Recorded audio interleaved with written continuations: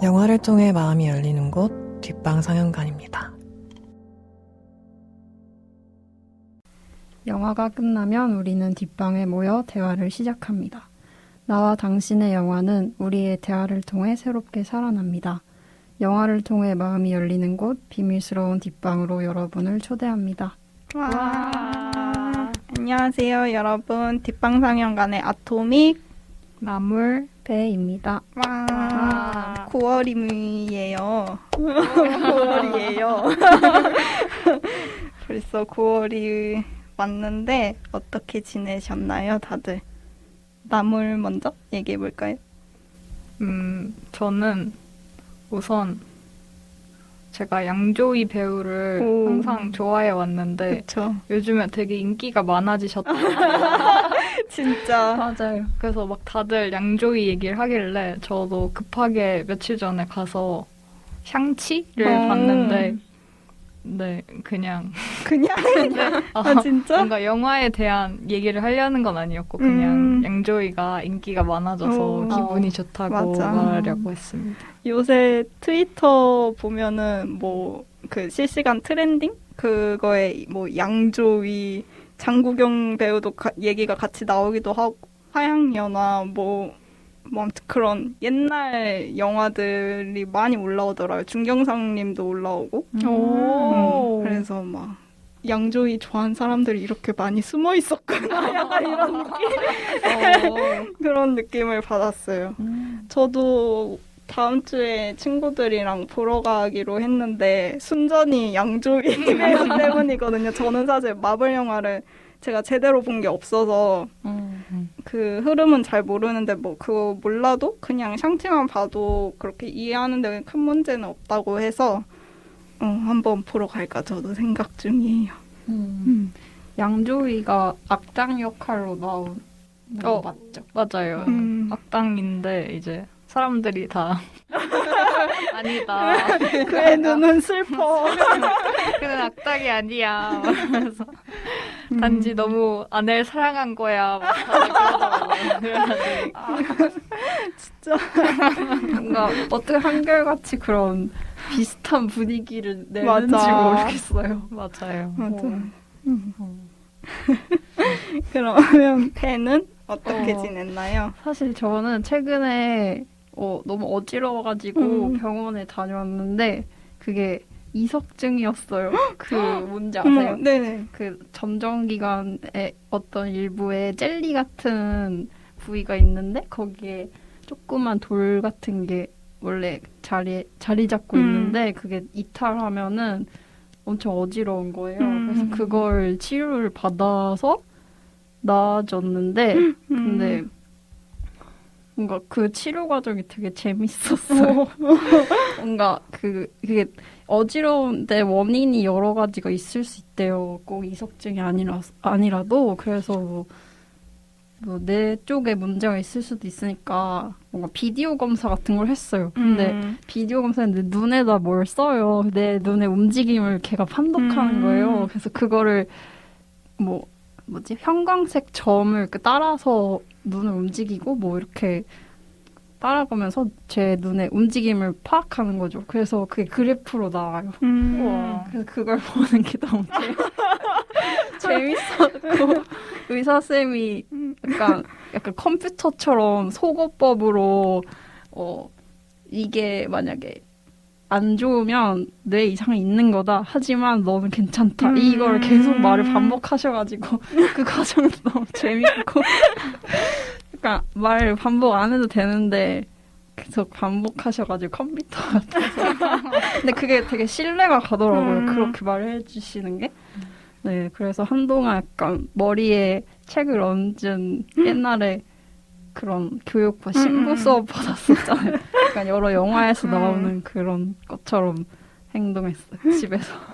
지금은 괜찮아요? 네, 지금은 괜찮은데 뭔가 그렇게 아파 보니까 뭔가 좋더라고요. 뭔가 좋았어요. 그 천천히 움직이면서 사는 느낌이 되게 좋았습니다. 그래도 다행이네요. 네. 뭔가 재미있게 이겨낸 느낌. 네. 저는 근황이 뭘 얘기할까 하다가 저 서울 국제 여성영화제 다녀온 거 얘기를 하려고 해요. 이게 아마 제가 저번에 녹음이 카조니어를 이제 배랑 노랑이랑 했었는데 그 녹음한 날 다음이 아마 그 이 영화제 가는 날이었나 막 그래서 저희가 녹음 끝나고 그냥 저희끼리 막 시간 되면 가서 보자 막 이런 얘기 했는데 시간이 안 돼서 보지 못했고 저는 일요일이랑 월요일 이렇게 이틀을 다녀왔고 영화 3편을 봤는데 린다 그리고 스타스트럭 성적표의 김민영이 3편을 봤어요. 근데 3편 다 진짜 막 너무 재밌었고 그중에 린다가 너무 좋아요. 이게 배두나 배우가 예전에 나왔던 영화고 일본 영화인데 이제 배두나 배우가 약간 주연 중 한 명으로 캐스팅이 됐고 고등학교에 여자애들이 밴드를 하는데 갑자기 그 보컬 자리가 비면서 한국인 유학생인 이 배두나 배우 역할인 손이라 부르거든요. 이 손이 갑자기 보컬에 들어와서 뭐 친구들도 만나고 이렇게 알콩달콩 노는 그런 영화인데 그냥 보는데 되게 미소가 지어지는 그런 영화였어요. 그래서 너무 좋았고 이게 제가 예전부터 보고 싶었는데 인터넷으로 이렇게 볼 수 있는 경로가 없어서 엄청 기다리고 있었는데 이번에 서울국제여성영화제에서 배두나 배우 약간 특별전처럼 좀 작품들을 여러 개 했는데 이 린다를 딱 1회차만 상영을 했어요. 근데 운 좋게 표를 구해서 이게 매진됐거든요. 그래서 운 좋게 표를 구해서 되게 재밌게 보고 왔습니다. 저희는 이렇게 지냈고 오늘 이제 영화 얘기하기 전에 홍보 잠깐 하고 갈게요. 저희 뒷방상영관에는 인스타가 있습니다. 다음 달 상영작을 미리 소개하고 방송에서 미처 전하지 못한 이야기나 좋았던 장면 등을 올리고 있으니 많이 팔로우해주세요. 그리고 저희는 여러분들의 이야기도 듣고 싶어요. 그래서 인스타와 팟빵 댓글, 이메일, 그리고 익명 메시지를 보내실 수 있는 에스크드 등을 통해 하고 싶은 말을 많이 보내주시면 감사하겠습니다. 저희 에스크드와 이메일 주소는 인스타 프로필과 팟빵 소개란을 참고해주세요. 자, 그러면 오늘의 영화는 뒷방상영관 150번째 상영작 올리비에 아사야스 감독의 클라우즈 오브 실스 마리아입니다. 저희 이 영화 고른 이유가 있을까요? 제가 하자고 했는데 이 영화를 보고 너무 우아하다고 생각해서 뭔가 그 이유를 밝히고 싶어서 뭔가 좋은 거예요. 영화 왜 좋지? 이러면서 더 얘기를 나누고 싶어서 골라봤어요. 그럼 저희 그 상영작 회의할 때쯤에 본 건가요, 영화를? 그 전에 네, 봤었어요. 뭔가 스위스에 가고 싶다는 생각 때문에 봤는데 좋았어요. 저희가 작년 12월에 퍼스널 쇼퍼를 했었거든요. 이 아사야스 감독의. 근데 그때 배가 하고 싶다고 하고 나물도 이 영화 좋아한다 했는데 결국 저랑 스카랑 녹음했거든요. 그때. 그래가지고 맞아요. 이번에 준비하면서 보니까 그 멤버들이 다시 돌아왔다. 약간 이 생각이 들어서 재밌더라고요. 그러네요. 그런 이유에서 이 영화를 선정을 해봤고 저희 감독님 얘기를 먼저 해볼게요. 감독님 올리비에 아사야스 감독님 프랑스 출신이시고 감독으로 데뷔하시기 전에는 1980년에서 한 85년쯤에는 프랑스의 이제 유명 영화 잡지죠. 카에디 시네마에서 비평가로도 활동을 하셨습니다. 그때 되게 미국 호러 영화 그리고 홍콩 등 아시아 영화에 대한 관심을 그때도 많이 보여줬는데 영화를 보면 보이는 것 같아요. 왜냐면 고스트 되게 좋아하잖아요. 이 감독님이 뭔가 이게 완전 공포 영화까지는 아니더라도 뭔가 우리나라로 치면 혼 같은 그런 느낌을 되게 좋아하는 것 같고 또 퍼스널 쇼퍼 자체는 약간 그런 유령을 다룬 영화이기도 하고 직접적으로 그래서 그런 취향이 조금 보이지 않을까 싶어요. 그리고 장편 감독 데뷔는 이제 1986년에 무질서라는 영화로 데뷔를 하셨고, 뭐 작품은 되게 많은데 큰 것들만 꼽아보자면 1996년에 장만옥 배우가 주연을 맡은 이마베프, 그리고 2004년에도 장만옥 배우와 함께 클린이란 영화를 만들어서 칸 영화제에서 장만옥 배우가 여우주연상을 수상하셨다고 해요. 그리고 2008년에는 이제 줄리엣 비노시 배우랑 여름의 조각들이라는 영화도 찍었고, 2014년 클라우드 오브 시스 마리아, 2016년 퍼스널 슈퍼, 2018년 논픽션, 이렇게 세 개가 좀 저는 비슷한 느낌이 들었거든요. 저희 세 작품이 되게 재밌었고, 가장 최근에는 2019년에 와스프 네트워크라는 영화를 하셨다고 합니다. 감독님 영화 어떤 거 본 거 있나요? 오늘 하는 작품 말고.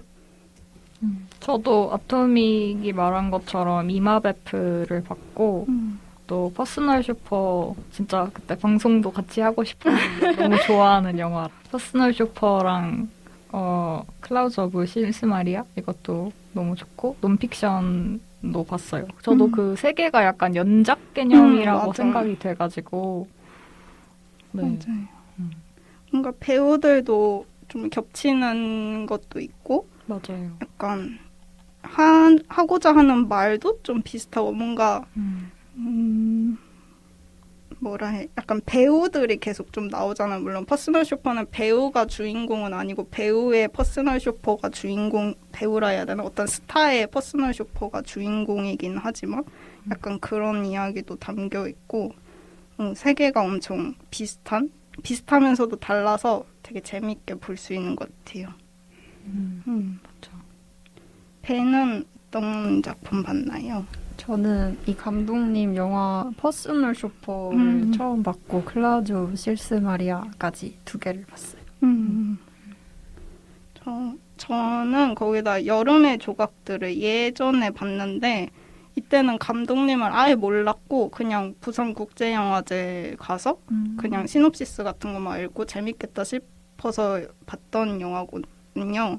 근데 이거는 뭐 대충 얘기하자면 이제 어머니가 돌아가시고 이제 어머니가 그동안 모아놨던 약간 예술 작품들이라 해야 되나, 그런 고가구들 좀 앤틱한 것들을 이제 어떻게 처리하는지 자식들이 막 고민하는 그런 내용인데, 그것도 뭔가 히스토리, 유령까지는 아니지만 뭔가에 담긴 히스토리에 대한 고민을 하는 거거든요. 이거를 소중한 건데 뭐 이걸 왜 기증하냐, 우리가 갖고 있자, 아니다 뭐 남들이 보게 기증을 하자, 막 이런 얘기도 나오고, 이것도 재밌었어요. 뭔가 나중에 다른 작품들을 보고 나니까 좀 약간 통하는 내용도 있다라는 기분이 들더라고요.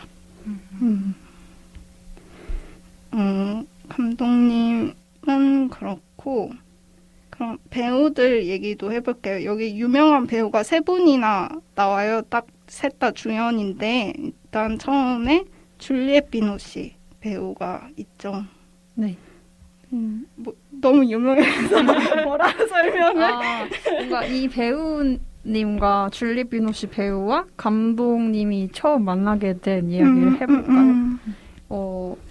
뭐 줄리엣 비노시 배우가 되게 엄청 유명해지기 전에 약간 그거의 시작 같은 영화가 앙드레 테시네 감독의 랑데부라는 영화였대요. 1985년에 개봉을 했고, 이때 올리비아 아사야스 감독님이 각본에 참여를 하셔서 그때 처음 만났다고 하더라고요. 그리고 그때는 그러니까 이 두 분의 관계가 그냥 뭐 따로 뭔가가 없었대요. 뭐 아무런 커넥션 그런 게 별로 없었고, 그 이후로 줄리엣 비노시 배우가 뭔가 아사야스 감독을 좀 그리워했다고 하더라고요. 그래서 여름의 조각들이라는 올리비아 아사야스가 각본을 쓰고 감독한 영화에 참여를 하게 됐는데, 되게 작은 역할로 뭔가 메인 롤은 아니었나 봐요. 근데 이 영화에 원래 뭐 감독님이 줄리엣 비노시 배우를 생각한 건 아니었는데 같은 에이전시여서 이 대본이 줄리엣 비노시한테 가게 됐고, 줄리엣 비노시 배우가 하고 싶다고 해서 이 영화에서 다시 만나게 됐다고 하더라고요.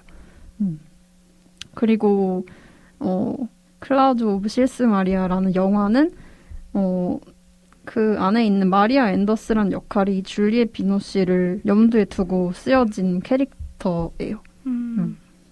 그리고 또 이 각본은 줄리엣 비노시의 영향을 받았다고도 하죠.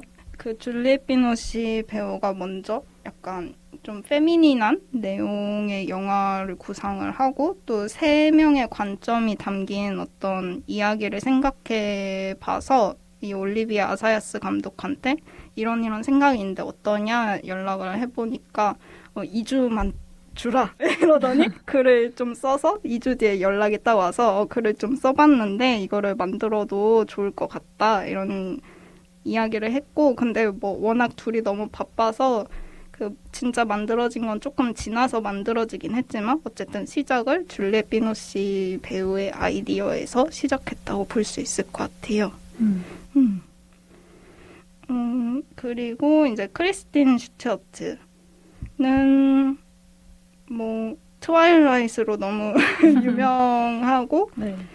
근데 그걸 통해서 빵 뜬 것도 있지만 그때 뭐 연기력 논란에 뭐 불륜 논란 뭐 이런 것도 있었고 정말 각종 스캔들에 시달리면서 시끌시끌 했었는데 이 2014년에 나온 클라우드 오브 실스 마리아를 통해서 호평을 굉장히 많이 받았다고 해요. 그래서 그 이후에는 되게 영화들 뭐 규모도 되게 다양한 규모의 다양한 내용의 영화들에 많이 출연하고 있습니다. 또 최근에는 이제 다이애나 비의 정기 영화의 스펜서가 나왔는데 이게 아직 정식 개봉은 아니고 베니스 영화제에서 프리미어를 했어요 얼마 전에. 그래서 그것도 되게 호평을 많이 받고 있는 것 같고 뭐 오스카를 받네 마네 막 이런 기사들이 계속 뜨더라고요. 그래서 그 영화도 어떻게 나올지 굉장히 궁금합니다.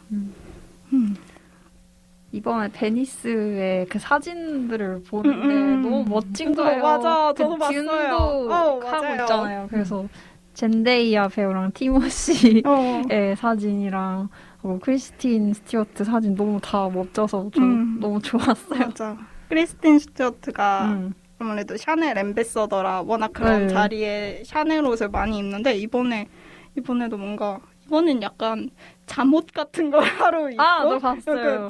좀 잠옷 같은 느낌의 뭐 어떤 옷도 입었는데 그것도 근데 되게 예뻐 보였어요. 뭔가 인형 같다는 느낌이 저는 들었고 뭐 하나는 그냥 롬퍼 같은 거 뭐 이런 것도 입고 그리고 저는 잠깐 티모시 얘기하면 너무 좋아가지고 참을 수 없어 티모시. 그 뭐지 이제 듄 때문에 막 이제 티모시 사진 계속 보고 있는데 그 베니스가 아무래도 그렇게 보트 타고 막 이동하고 막 그러잖아요. 근데 딱 그 들어올 때 그 보트 위에 이렇게 우뚝 서서 들어오는 사진이 있어요. 근데 그게 전 너무 멋있는 거예요. 이게 티모시라서 이게 간지가 난다? 약간 이런 느낌? 그래서 너무 재밌었어요. 그 사진에서 그러니까 티모시가 우뚝 서 있고 다른 사람들이 엄청 많은 사람들이 맞아. 사진 아래쪽에 맞아, 가득하잖아요. 그게 너무 그런 분위기가 느껴져서 되게 재밌었던 것 같아요. 그 사진 너무 웃겨요. 웃긴데 멋있기도 하고 아무튼 그랬습니다. 그러니까 크리스틴 스튜어트 배우에 대해서 더 얘기를 하고 싶은 게 뭔가 영화 안에서 좀 크리스틴이 맡은 발렌틴 역할이 그러니까 마리아 앤더스의 비서거든요. 근데 비서인데 뭔가 할리우드 배우들의 역할 맡는 거에 대해서 얘기를 하면서 좀 뭔가 누구한테는 좀 장난처럼 보일 수 있고 뭐 나약한 면을 보여주는 그런 역할을 맡는 게 배우로서 되게 용감한 일이다라는 말을 해요. 근데 그러면서 저는 사실 하이틴 연기를 하는 뭔가 그걸 연작으로 했던 크리스틴 스튜어트가 어떻게 생각할지 자신의 그런 커리어에 대해서 그것도 좀 궁금했고 그리고 그것과는 별개로 별개가 아닐 수 있죠. 그 시기를 지나서 뭔가 다른 여러 작품에 도전하는 모습들을 볼 수 있어서 되게 뭔가 연관 있는 얘기라고 생각했어요. 본인의 커리어와도. 맞아. 그리고 이 클레이 모레츠가 맡은 그 말썽 트러블 메이커 어린 할리우드 스타인 조앤이랑도 좀 겹치는 느낌이 있어서 영화를 찍으면서 개인적으로도 많이 이런저런 생각이 들지 않았을까 싶어요. 맞아요. 이게 아사야스 감독이 발렌틴 역할을 크리스틴을 염두에서 썼는데 근데 크리스틴한테 처음 들어온 역할이 조앤 역할이었대요. 그래서 너무 싫다. 나는 발렌틴 역할 하고 싶은데 조앤 역할이 들어오는데 결국에는 발렌틴 역할을 하게 됐나 봐요. 그렇구나. 그래서 그 조앤은 클로이 모레츠가 맡았는데 사실 클로이 모레츠 그 전 작품들에서 워낙 어릴 때 데뷔를 했고 또 어릴 때부터 주목을 받은 배우고 그래서 뭐 500일의 썸머에서도 그 톰의 어린 동생으로 되게 귀엽게 나왔고 키게스, 뭐 휴고까지만 해도 좀 귀엽고 예쁘고 이런 이미지였는데 이 클라우즈 오브 시스마니에서 되게 막 트러블 막 뭐 던지고 막 이런 모습도 나와서 근데 그래도 뭔가 귀엽다는 느낌은 조금 남아 있었어요. 맞아요. 그렇습니다. 그래서 이 세 배우 다 지금도 매우 활발하게 작품 활동 많이 하면서 지내고 있는 배우들입니다. 그럼 트리비아들 좀 더 이야기를 해볼까요? 일단 아까 잠깐 샤넬 얘기가 나왔는데 이 영화가 샤넬이 영화 제작을 지원한 첫 번째 작품이라고 해요. 그래서 영화 속 배우들의 의상이나 주얼리, 메이크업 등을 뭔가 제공을 했고 또 영화 속에서도 그 마리아가 드레스 뭐 입어보려고 샤넬이 컨택하는 장면인데 그런 장면도 나옵니다. 근데 이게 샤넬이 그냥 영화에 관심이 있어서인지 아니면 크리스틴 스튜어트가 앰베서더라서 좀 더 관심이 생겼는지 정확히는 모르겠지만 퍼스널 쇼퍼에도 샤넬이 많이 나와가지고 그 영향이 없진 않을 것 같아요. 맞아요. 그리고 저는 크리스틴 스튜어트가 샤넬 입은 모습을 너무 좋아하기 때문에 그냥 뭔가 이 연관성이 되게 반가웠고 네, 그렇습니다. 맞아.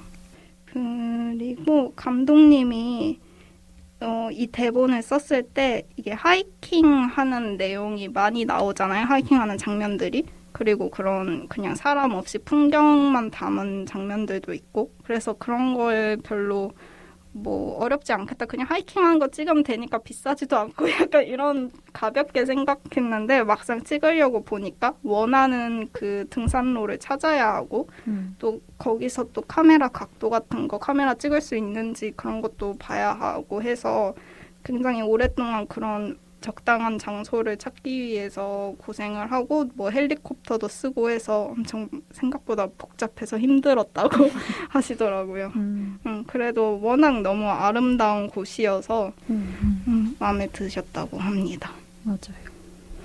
그 영화에서 아름다운 그 말로야 스네이크 그 구름 현상이 나오잖아요. 되게 메인으로 나오는데 감독님이 말로야의 구름 현상이라는 제목의 그 영화 속에 나왔던 그 다큐 푸티지 그걸 보셨대요.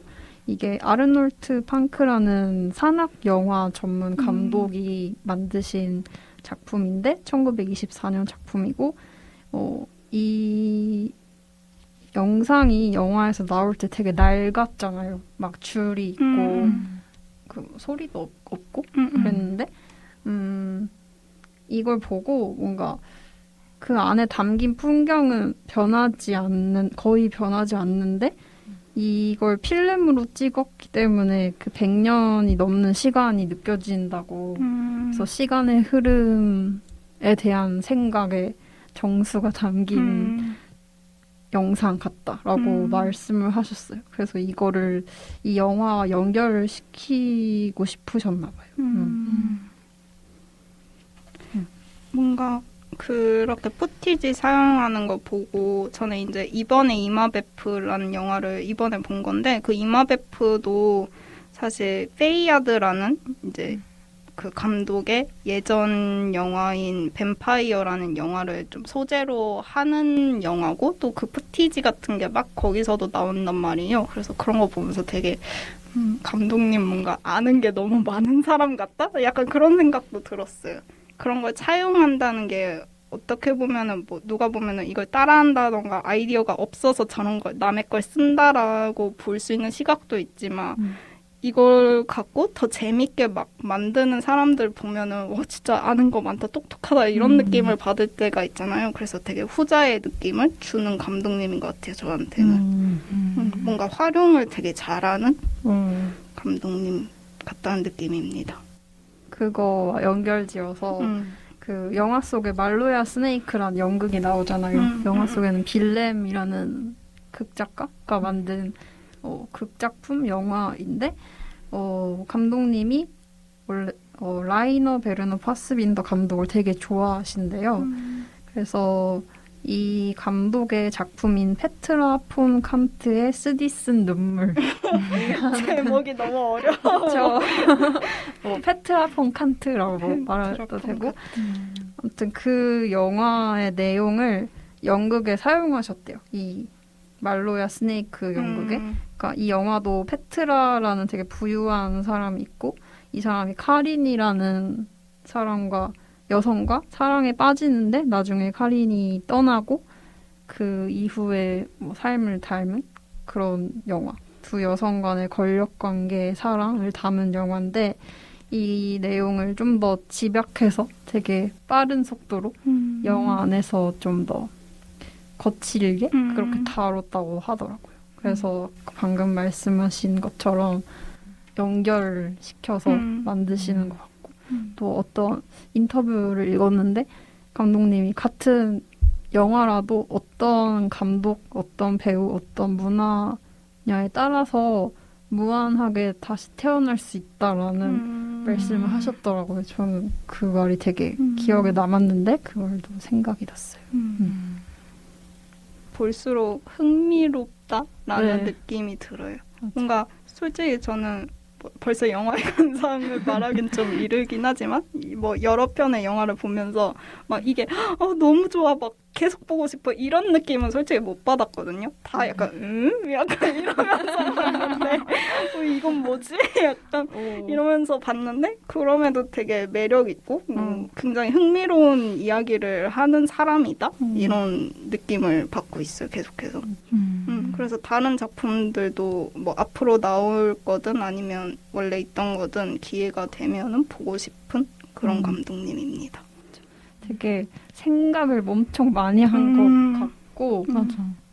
그리고 뭔가 그러니까 저는 감독님 영화를 보고 그러니까 인터뷰하는 모습은 본 적이 없었는데 영화만 봤을 때는 엄청 되게 우아한 사람일 것 같아라고 생각을 했어요. 근데 인터뷰에서는 엄청 말이 되게 빠르고 뭔가 그 흥분을 말하는 흥분을 잘 하시고 되게 잘 웃으시고 약간 그런 모습들 긴장도 많이 하고 그런 모습이어서 되게 달랐어요. 그냥 예상과 다른 그냥 모습이었어요. 맞아. 그만큼 열정적이신 것 같고.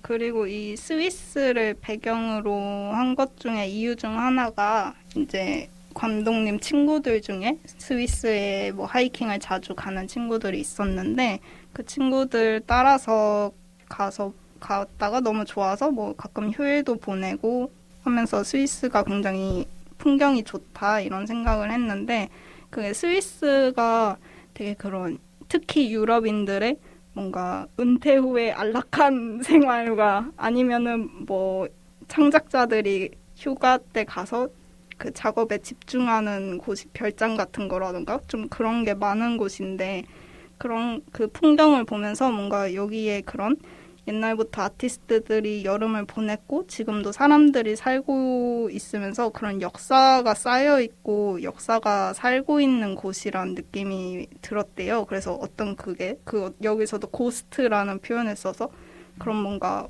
영혼이 있는 것 같은 느낌을 들었고 그런 어떤 존재감이 느껴지고 그게 이렇게 호버링하고 있다는 말을 썼거든요. 뭔가 이렇게 둥둥 떠 있는 것 같다는 느낌. 그래서 이 말을 보고 약간 그 말로야 스네이크 그 구름이 좀 떠올랐어요. 뭔가 이렇게 둥둥 떠 있고 거기에 흐르고 있는. 되게 그런 초자연적인 느낌을 잘 가져오시는 것 같아요. 근데 막 그게 뭐라고 해야 되지? 막 정말 초자연적인 현상을 부각시키는 영화들도 있잖아요. 그걸 위해서 만들어진 그렇죠. 영화.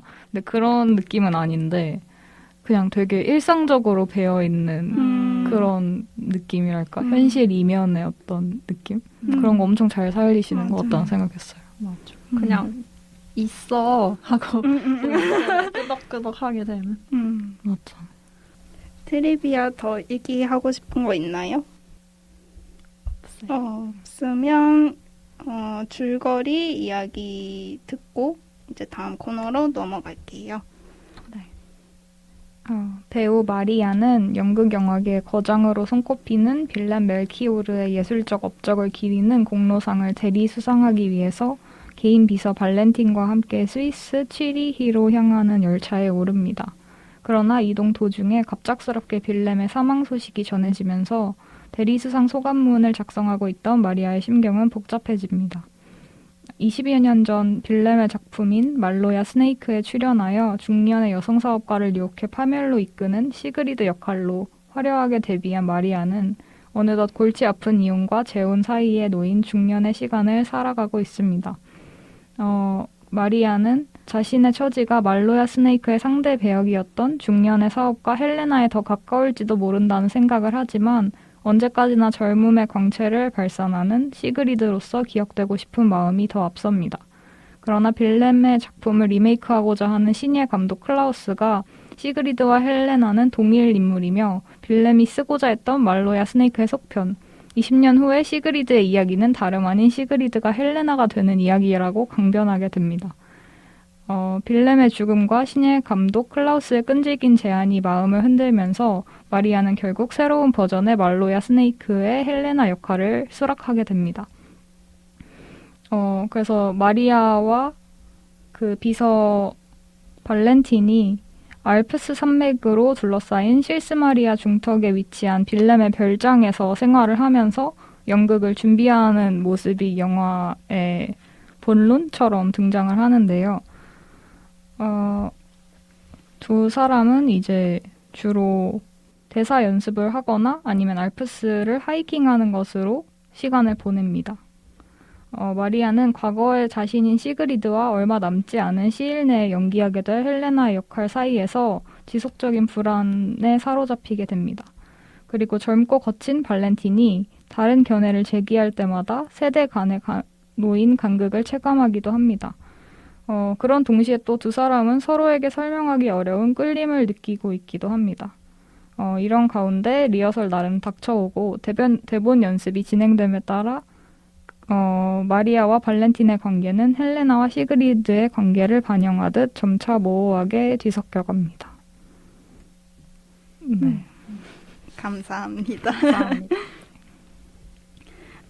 그러면 이제 기억에 남는 장면이나 대사 등 다시 보고 싶은 부분들을 이야기하는 다시 보기 코너로 넘어가 볼게요. 이 영화가 연극처럼 1막, 2막, 에필로그 이런 식으로 구성이 돼 있어서 좀 그 순서를 따라서 장면들을 이야기해 보겠습니다. 일단 1막은 그 마리아가 빌렘의 대리수상을 하러 가는 도중에 빌렘의 사망 소식을 듣고 또 그 클라우스라는 감독이 찾아와서 그 말로야 스네이크라는 작품의 리메이크를 하고 싶은데 헬레나 역할을 맡았으면 좋겠다 해서 마리아는 내가 그걸 맡아야 되냐 하는 그런 고민이 담긴 내용입니다. 저는 근데 보면서 나라면 맡을 수 있을까 생각을 하게 되더라고요. 내가 되게 나한테 엄청 소중한 작품인데 그 작품의 다른 역할? 또 뭐라 해야 되지? 되게 상반되는 역할이라 해야 되나? 그런 역할을 들어오면 나는 맡고 싶을까? 맞아. 엄청난 도전이죠, 사실. 사실 그냥 그런 리메이크 같은 영화들에 원래 주인공이셨던 분들이 이렇게 잠깐 카메오로 막 이렇게 출연하는 경우는 되게 많잖아요. 맞아요. 그런 뭐 좀 기분 좋게 나오는 듯한 느낌? 근데 그게 아니라 완전히 반대되는 역할을 내가 맡는다? 약간 모르겠어요. 좀 가혹한 것 같기도 해요. 맞아. 그러니까 그 역할을 자꾸 클라우스가 되게 끈질기게 제가 너무 끈질긴가요? 알면 좀 그만해. 그러면서 요구를 하는데, 그러니까 아무래도 그렇게 끈질기게 요구를 하면 뭔가 마리아가 거절하는 이유가 좀 더 잘 드러나잖아요. 왜 내가 이걸 하기 싫은지에 대해서 더 얘기를 하게 되는데, 근데 그때 저는 기억에 남는 게,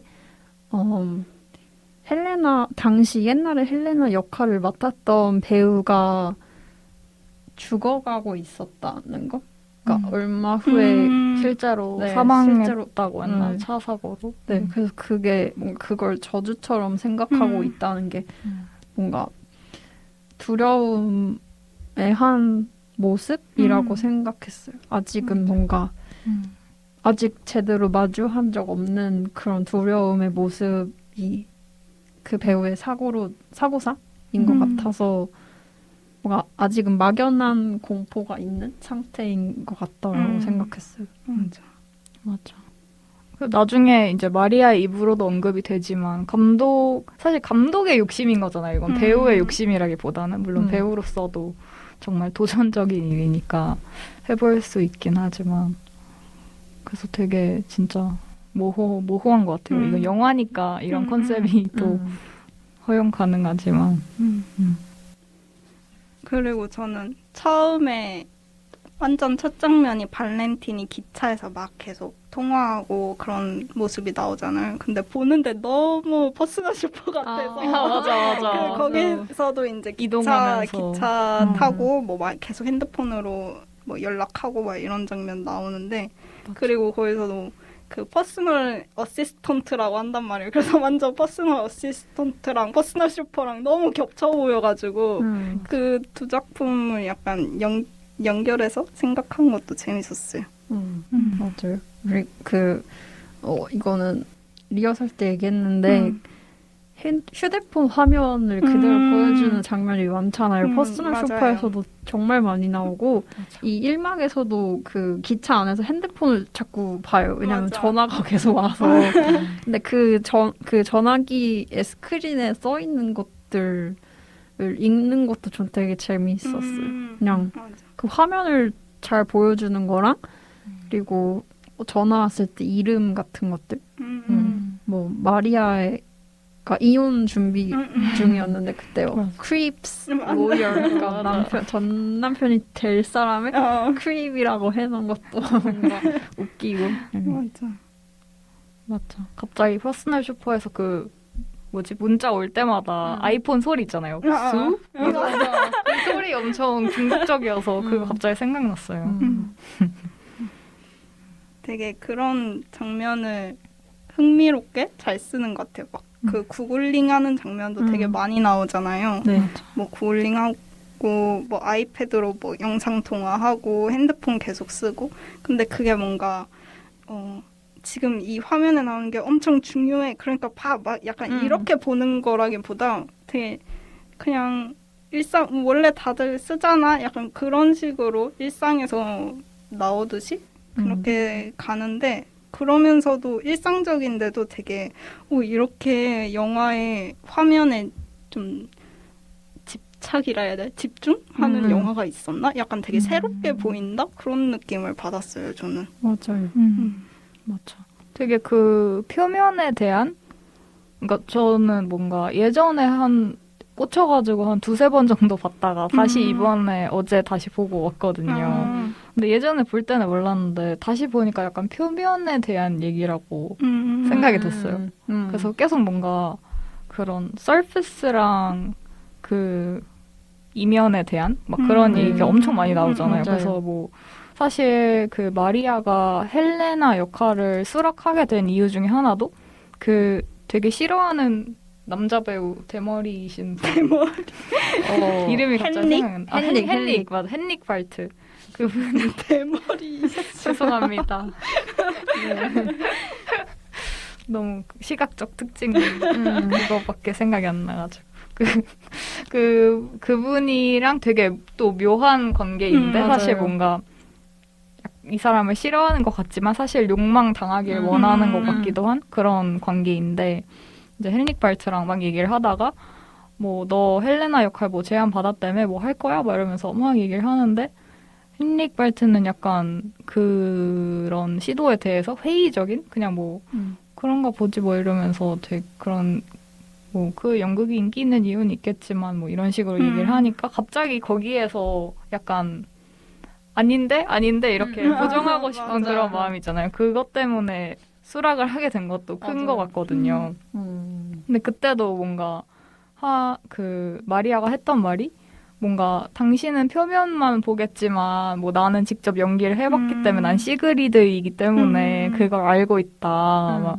이런 식으로 막 말을 하고 되게 아무튼 그런 말이 엄청 많이 나왔던 것 같은데 그리고 뭔가 화면 스크린 같은 것도 계속 표면이고 또 그 클로이 모레츠가 연기하는 조앤을 처음 접하게 되는 것도 어떤 미디어를 통해서잖아요. 가십이나.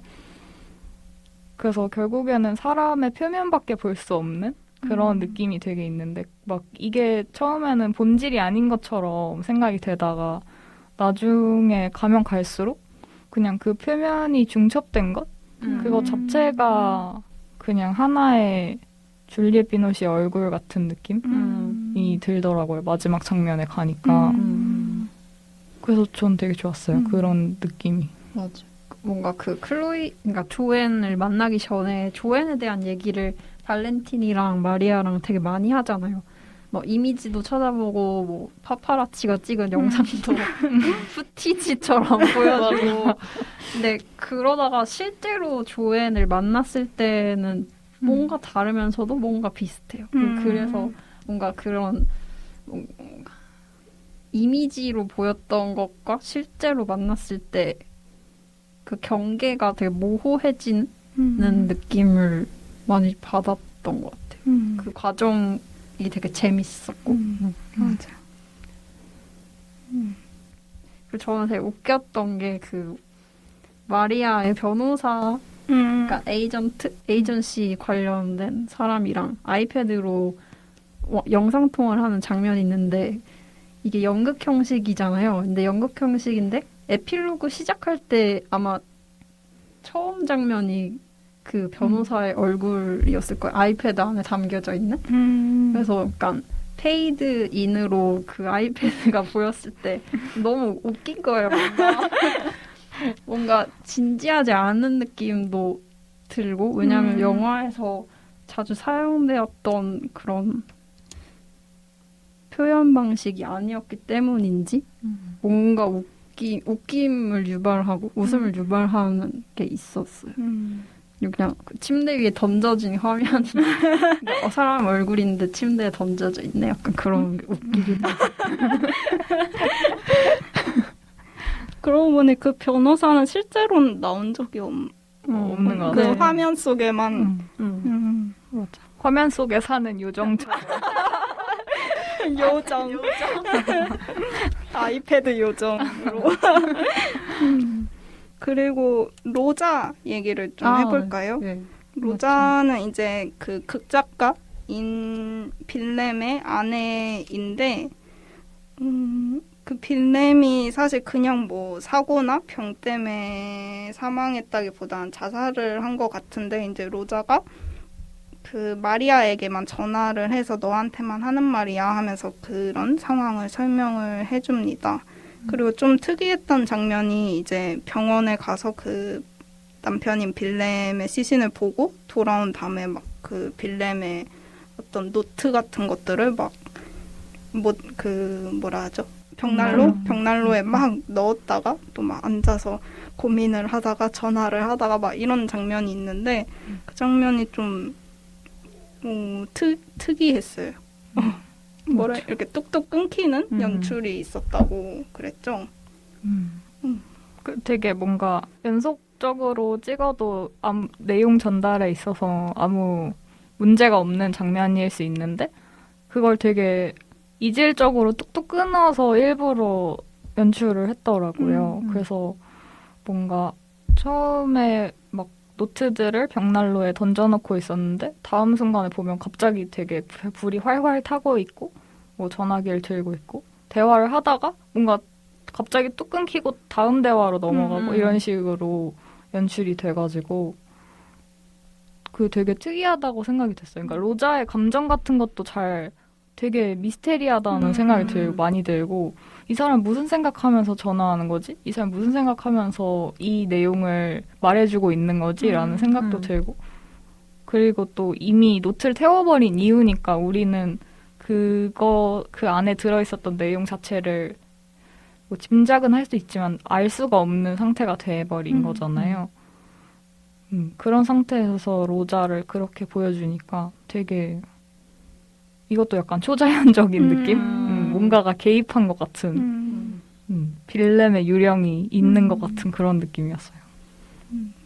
그러니까 그런 생각도 들고 로자가 떠나잖아요. 빌렘이 죽은 후에 더 이상 실스에 있을 수가 없다라고 하면서 떠나는데 연극을 그래도 보러 올 거냐라고 말을 하는데 뭔가 시간 되면 보러 갈게라는 말도 안 하고 연극은 연극일 뿐이야 라고 하고 안 보겠다는 뭔가 의지를 담은 말을 하더라고요. 하고 그냥 떠나버리는데 그 이후로 나오지 않고 그래서 그냥 이 영화도 연극 같잖아요. 산막으로 그쵸? 이루어진. 근데 그 안에서 배우들이 준비하는 과정 자체가 연극 같고 근데 그런 뭔가 예술의 영역에 전혀 들어오고 싶지 않다는 의지처럼 느껴졌어요. 그냥 이 안에서 일어나는 일들에 전혀 관여하고 싶지 않다라는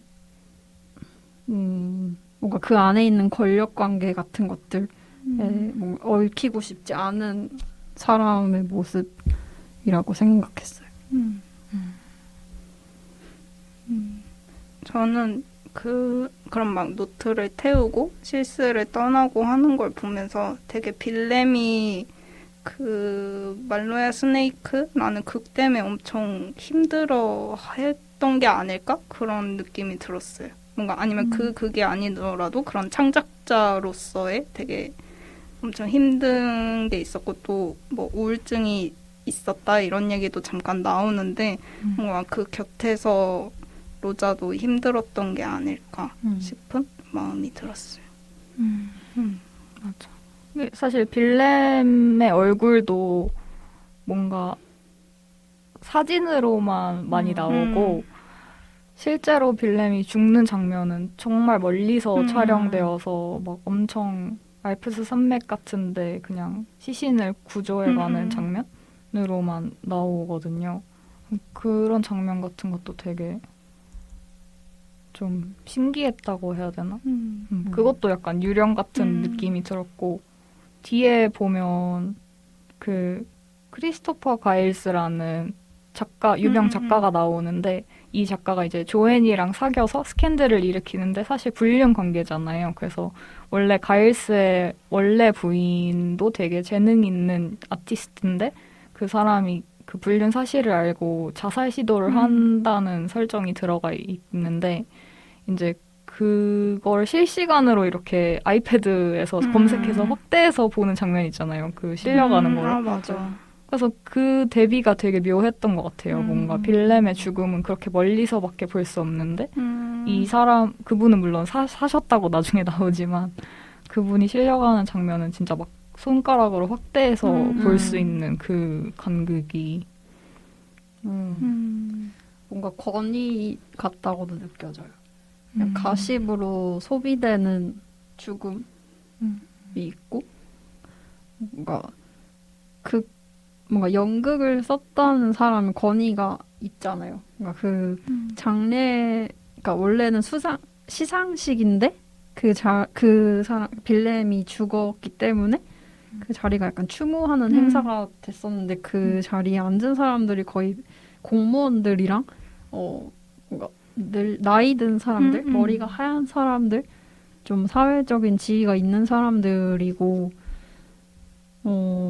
그 자리를 뭔가 마리아가 되게 꺼려하기도 했고 개인적으로 친분이 있지만 뭔가 그런 행사 자리는 좀 그런 평소에 나왔던 관계와는 다른 좀 뭔가 권력화된 장소의 느낌이라서 그런 대비도 있는 것 같아요. 맞아.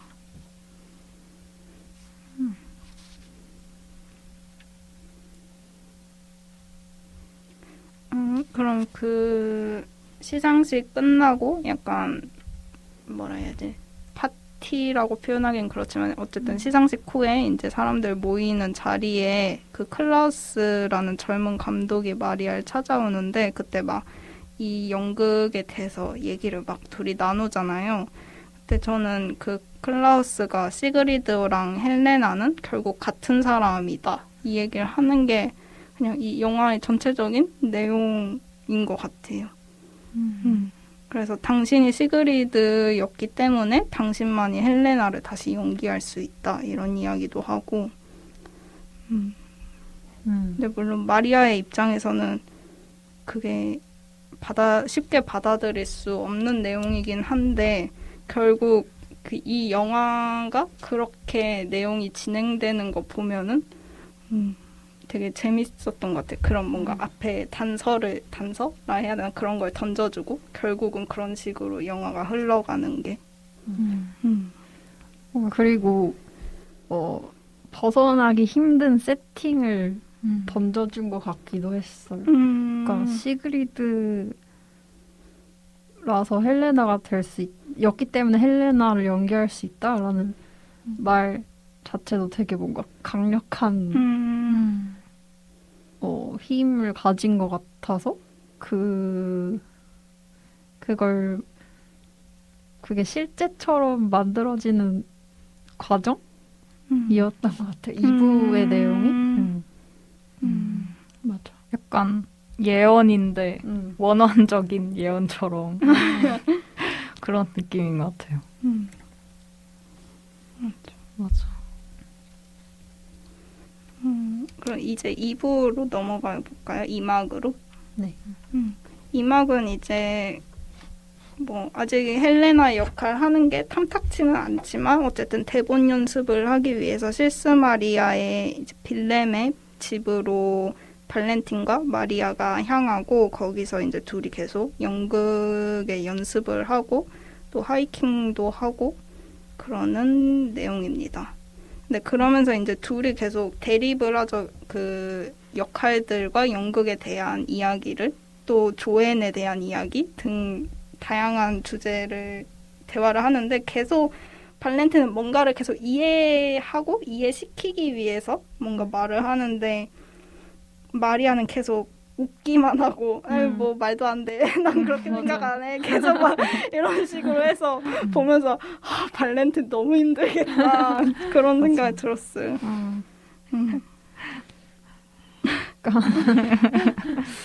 맞아. 마리아의 캐릭터가 되게 섬세하게 어떻게 보면 그려진 것 같기도 한데 일단 약간 방어 기제처럼 거부하는 반응이 있는 것 같더라고요. 맞아요. 그래서 막 클라우스랑 얘기할 때도 당연히 헬레나랑 시그리드는 사랑했지만 난 레즈비언은 아니야. 갑자기 막 그런 거죠. 그 얘기를 왜 하지? 이러는데 알고 보니까 자기한테도 약간 그런 욕망이 있잖아요. 그 안에서 뭔가 이막에서 보면 그런 식으로 되게 많이 말을 하더라고요. 뭐 헨릭 발트도 되게 막 걔가 맞아. 나를 너무 좋아했는데 난 너무 싫었어. 알고 보니까 막 자기 호스 주고 호텔방 번호 주고 그런 식의 되게 미묘한 나중에 알고 보면 아닌 그런 지점들이 있더라고요. 좀 답답한 것도 있었어. 막 담배 어딨냐고 해서 아. 찾아주고 맞아. 길 안다고 했는데 아니요. 아 맞아. 거기 정말 짜증났어 나 솔직히. 아니었네. 그냥.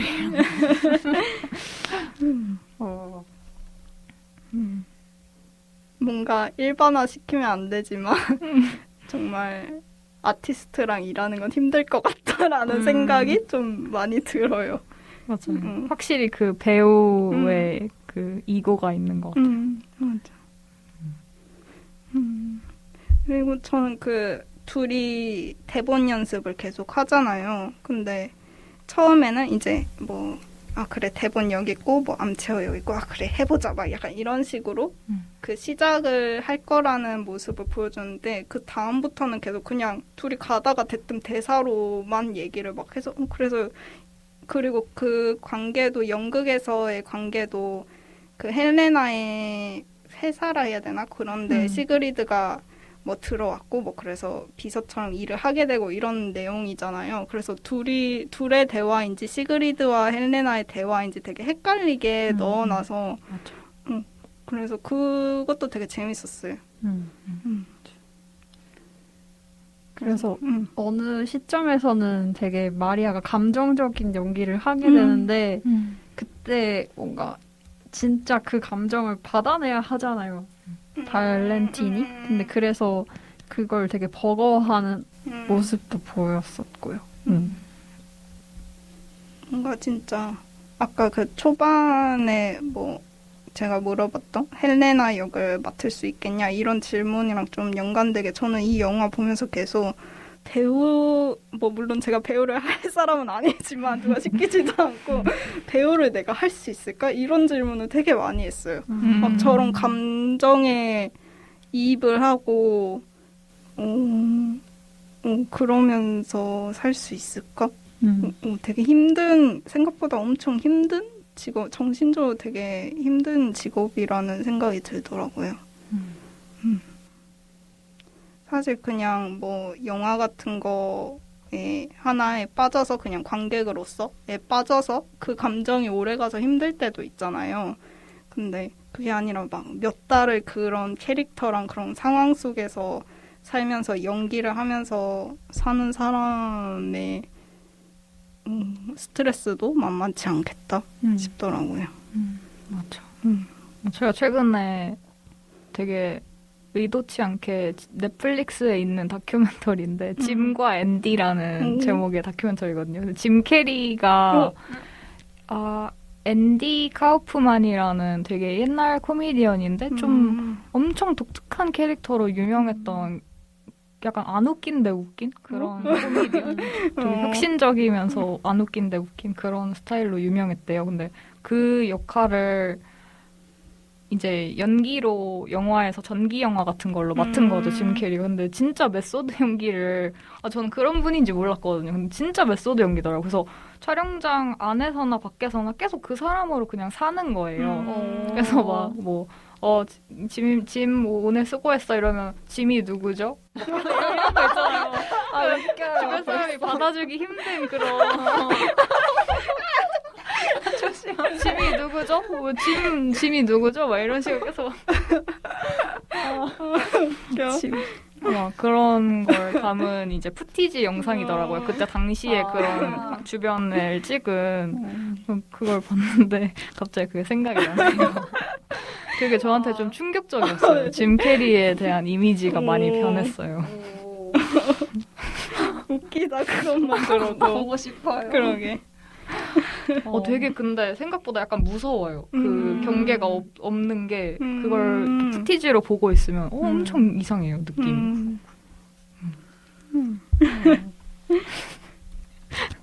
갑자기 그 얘기.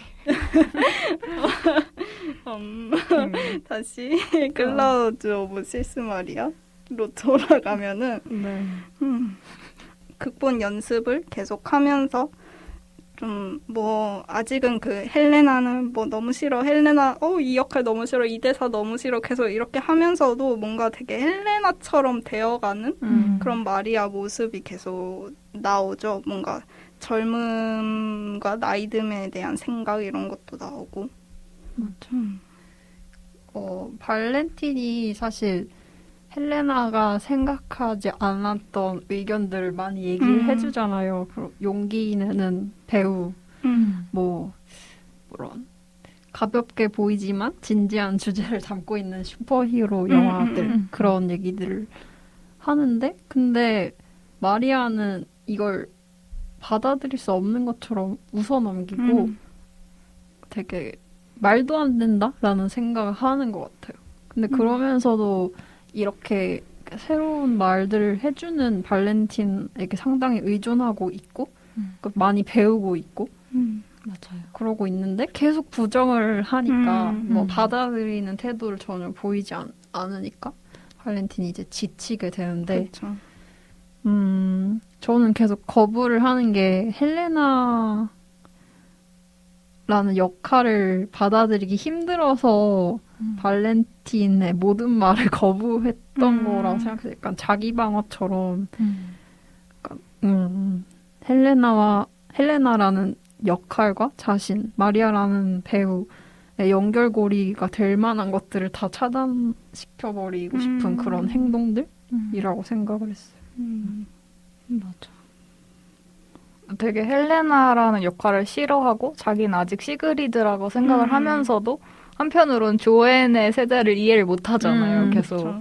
이해를 못하고 또 막 자기 연기 스타일이 뭐 어떻다는 거냐, 뭐 조앤은 신선하고 나는 너무 전통적이냐, 뭐 이런 거 계속 물어보고 그래서 확실히 그 경계에 있는 고민이 많이 느껴졌어요. 그리고 딱 요즘 영화의 트렌드이기도 하잖아요. 그래서 더 재밌는 것도 있는 것 같아요. 그냥 너무 슈퍼히어로 무비 엄청 많이 나오고 사실 엄청 뭐 진짜 유명한 연기 잘하는 스타들도 다 뭐 마블 찍고 DC 찍고 뭐 그러잖아요. 프랜차이즈 영화들 많이 찍고. 그래서 줄리엣 비노씨도 실제로 진짜 엑스맨 시리즈 나왔나요? 안 나온 것 같은데. 영화에는 막 그렇게 언급이 되긴 하는데. 뭐 네메시스 뭐 이런 얘기가 맞아. 나오긴 하는데. 그리고 또 재밌었던 게 빌렘이 쓴 연극이잖아요. 빌렘이 쓰고 뭔가 더 이상 수정을 거치지 않는 상태의 그 연극을 읽으면서 연기를 하면서 대사가 너무 낡았다라는 말을 하고 뭔가 이거는 절대 현실에서 이런 말은 절대 하지 않아 막 이런 말을 하고 또 이건 막 비판? 메일 판타지야 막 네, 이러잖아요. 맞아. 메일 판타지야라고 하는데 저는 그 대사를 듣고 뭔가 이 연극이 남긴 약간 족쇄 같은 것들에 대해서 생각을 했어요. 그러니까 한 작품이 있고 그러니까 더 이상 시대는 변했는데 더 이상 작품은 그대로잖아요. 물론 이 작품에 대한 해석이나 수용은 다 달라질 수 있지만 근데 여전히 이 작품 사이에 되게 근접하게 존재하는 어떤 생각들? 어떤 캐릭터, 어떤 여성 캐릭터의 나이에 따른 특성, 뭔가 저주처럼 걸려있는 듯한 그런 편견들? 그런 것들이 뭔가 주변에 가득하다는 생각이 들었고, 그런 것들이 뭔가 그 배우한테 가까이 왔을 때 느낄 수 있는 두려움들에 대해 생각을 하게 되는 것 같았어요. 사실 배우가 아니더라도 그냥 보통의 사람들도 일상 살면서 그 나이에 대한 뭔가 제약? 나이가 들어간, 뭐, 어려서 제약이 있는 것도 있지만, 나이가 들어감에 따라 뭔가 제약이 있고, 뭐, 만약에 예를 들어서 우리나라는 뭐 30살에 갑자기 나 대학 갈 거야 하면 막 되게 이상하게 보거나 다시 생각해봐 이런 경우가 많지만 좀 유럽이나 뭐 그런 쪽은 되게 일하다가 대학에 가는 사람도 많고 뭐 물론 처음에 대학 진학률이 뭐 우리나라랑 차이가 있는 것도 있겠지만 뭐 그런 경우도 있고 좀 나이에 생각을 별로 안 하는 편인데 우리나라는 특히 심하잖아요. 막 몇 살쯤에 뭐를 해야 되고 졸업하면 뭐를 하고 뭐 또 그러면 결혼하고 뭐 어쩌고 저쩌고 이런 식으로 그래서 이 영화는 연기랑 연기자에 대한 이야기이긴 하지만 뭔가 보면서도 공감은 좀 많이 되는 내용이었던 것 같아요. 그런 나이듦에 대한. 맞아. 그리고 그 마리아가 느끼는 그런 불안함이 나이에 대한 불안함이 크잖아요. 근데 사실 그게 없을 수도 있는 불안함인데 그 헬레나라는 캐릭터에 대해서 사람들이 뭔가 얘는 시그리드랑 비교돼서 나이 든 캐릭터이고 뭔가 안쓰러운 캐릭터? 그렇게 뭔가 더 정확하게 표현을 하고 싶은데 그러니까 여성이 나이 들었을 때 뭔가 가질 수 있는 편견들? 그러니까 실제로는 그렇지 않은데 그런 말을 하기 때문에 생기는 뭐랄까 사회적인 장 같은 권력 관계? 그런 것들을 많이 내면화하고 있다는 생각을 했어요. 마리아가. 네. 그래서 그런 것들에서 벗어나려는 시도이기도 한 것 같았어요. 뭔가 그런 시선들이 존재를 하잖아요. 근데 그런 걸 부정하지 않고 뭔가 이막에서 계속 마주 보잖아요. 근데 그게 사실은 이 연극을 벗어나면 겪지 않아도 되는 건데 근데 굳이 이 연극 안에서 이런 뭔가 불안함에 맞선다는 게 뭐 어떤 의미일까? 고민했던 것 같아요. 이게 뭔가 저는 나이 든다는 거에 대한 불안이기도 하지만 그 과거에 대한 집착이라 해야 되나? 그러니까 뭔가 과거에서도 가질 수 있는 건 가져야 하지만 버릴 수 있는 것도 버려야 되는 측면이 있는데 계속 뭔가 이혼을 처음부터 기차에서 시작하는데 보면 막 변호사랑 통화하고 이럴 때 보면 이혼을 진행 중인데 아직 이혼이 처리는 안 된 상태로 나오잖아요. 그런 거 자체가 뭔가 과거를 정리를 어느 정도 하고 새로운 삶으로 가려고 하는데 아직 정리가 끝나진 않은 단계라는 생각을 했거든요, 마리아가. 근데 그거 자체가 약간 자기가 시그리드였던 때에 대한 집착이랑도 연관이 돼 있는 것 같고 뭔가 그러니까 헬레나가 되기 싫은 이유가 사실 시그리드가 너무 좋아 보이니까인 것도 있잖아요. 젊음이 되게 좋아 보이고 뭔가 특권적인 것처럼 보이고 그런 거에 대해서 생각의 전환이 필요했던 시점이 아니었나 이런 생각도 하게 되네요. 근데 그 생각의 전환이라는 걸 할 때, 그러니까 그 역할, 뭔가 싫었던 역할을 하게 된다는 게 뭔가 의도치 않았던 좋은 점이었던 것 같아요. 그래서 이거는 에필로그 부분인데 맨 마지막 장면에 이제 무대에 서잖아요. 헬레나로 서는데 되게 여유로운 표정이었어요. 맞아. 마리아가. 그래서 모든 그런 집착과 불안함을 다 마주한 사람의 여유로움 그런 게 느껴졌어요. 그 얼굴로 딱 끝나는 게 진짜 좋았던 것 같아요. 뭐 에필로그 얘기로 조금 넘어가 보자면 그 에필로그에서 막 연극 리허설 할 때 그 조앤한테 시그리드 뭐 이런 식으로 했으면 좋겠어 막 의견을 마리아가 막 얘기하는데 그 조앤이 되게 당돌하게 뭐 아닌 것 같다 약간 이런 식으로 가고 좀 당황을 하는 그런 씬도 나오는데 뭔가 그때까지도 아직은 그런 시그리드에 대한 집착 같은 게 남아 있었는데 그 마지막에서는 뭔가 좀 진짜 초월한 느낌 그런 게 얼굴에서 드러났던 것 같아요. 근데 그때 그 조앤이 당연한 듯이 뭔가 헬레나 이제 끝났어요 막 이렇게 아무도 그 사람한테 신경 쓰지 않아요. 맞아. 근데 그게 뭔가 이런 시선이 우세한가? 라는 생각을 하게 됐는데 그것도 그냥 뭔가 조앤이 그 역할에서 배우고 할리우드의 이슈의 정점에 있는 사람이 하는 말이라서 그렇게 느끼지. 연극을 본 많은 사람들이 그렇게만 생각하진 않을 거란 하고 뭔가 다시 마음을 고쳐 먹게 되네요. 근데 뭔가 그냥 거기서 마리아가 바로 수긍을 그냥 그래 너 말이 맞아 이렇게 되게 초연한 태도로 수긍을 할 수 있는 게 자기도 그런 사람이었기 때문에 맞아. 그냥 이해를 바로 한 것 같아서 그런 점까지도 되게 좋더라고요. 맞아요. 저도 그 수긍하는 뭔가 솔직하게 자기의 고민 과정을 굳이 말하지 않고 그냥 수긍하는 게 맞아. 그냥 두 사람의 페이스가 너무 달라서 뭔가 조앤은 막 그 리허설 하는 장면도 나오는데 더 빨리 걸어야 된다고 막 그런 거 막 얘기하잖아요. 그래서 되게 막 삶이 엄청 빠르게 변하고 그런 시기인데 그 사람한테 조금 더 무대에 머물러 주면 뭐 드라마틱해질 것 같다 이런 식으로 부탁을 한 게 실수였다는 거를 뭔가 알았던 것 같아서 그런 게 좋았던 것 같아요.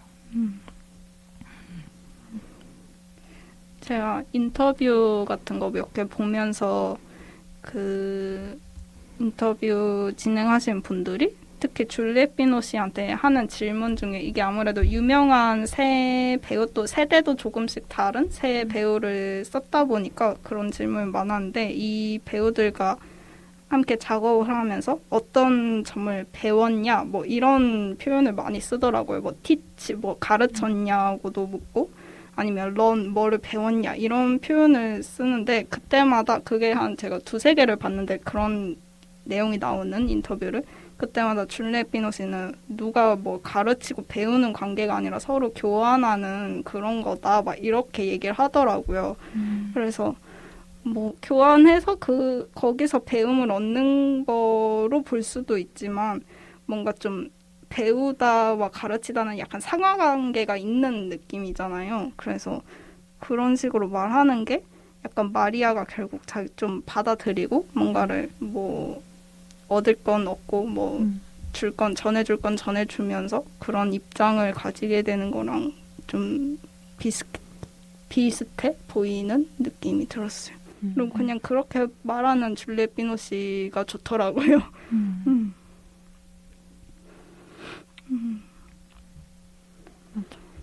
에필로그에 가면 되게 많은 게 진짜 변하잖아. 많은 게 변했다는 걸 이렇게 암시를 하잖아요. 주변 상황도 변했고 마리아의 뭐 태도 같은 것도 많이 변했고 되게 예전 같으면 비서한테 막 마음에 안 든다고 했을 텐데 그냥 뭐 오퍼가 들어온 것도 뭐 그럼 만나볼게 이런 식으로 다 대답하고 그런 점이 이혼 서류에 사인도 하고 되게 그런 점이 많이 달라진 것 같고 주변 환경도 확실히 이제 마리아보다는 조앤에 더 스포트라이트를 많이 주는 환경이라는 걸 많이 보여주죠. 저는 그 장면이 좀 기억에 남는데 이제 그 감독인 클라우스랑 조앤이랑 또 마리아랑 대본을 리딩하려고 만나기로 했는데 근데 그때 조앤의 스캔들 때문에 되게 상황이 뭔가 얘기를 못하게 된 상황으로 되잖아요. 그 대화 주제도 거의 뭐 파파라치가 붙었니 마느니 뭐 이런 얘기로 가득 차고 근데 그러다가 택시가 아니라 그 차를 타고 클라우스의 약간 클럽? 뭐 사적인 클럽? 그런 데로 옮겨가는 과정에서 차에 탈 때 되게 마리아가 혼란스러워하는 맞아. 모습이 보여지더라고요. 그래서 뭔가 이슈의 밖으로 밀려나기도 했지만 뭔가 주변 사람들과의 관계에서도 뭐랄까 중요성이 좀 떨어지게 된 그런 느낌이었어요. 맞아. 차에 자기가 알아서 타야 되는 상황이 됐잖아요. 약간 놓칠 수도 있고.